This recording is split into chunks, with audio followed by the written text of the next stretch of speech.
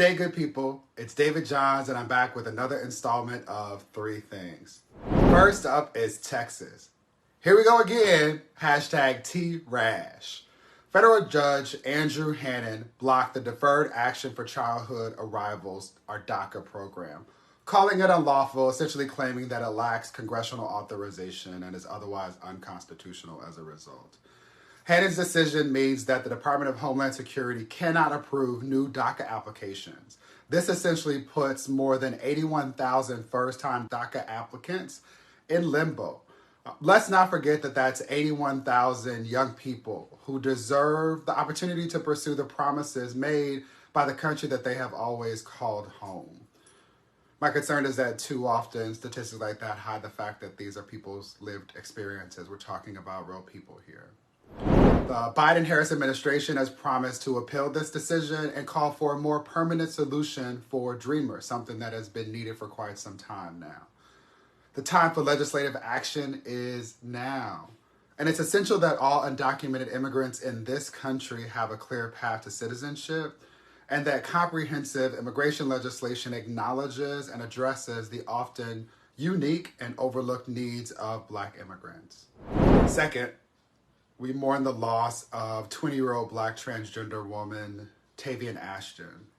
Ashton, who is known as Taya by her friends and loved ones, was found shot to death in her apartment in Suitland, Maryland on Saturday, July 17th. The police do not believe that this was a random crime. According to NBJC, Ashton is the 31st trans or non-binary person to be killed thus far in this year, 2021. A majority of victims have been Black trans women.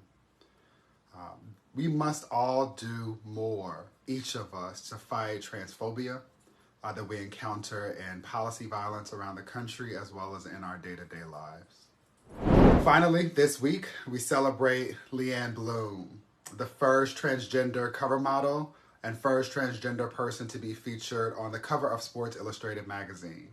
She's featured alongside rapper Megan Thee Stallion and tennis superstar Naomi Osaka.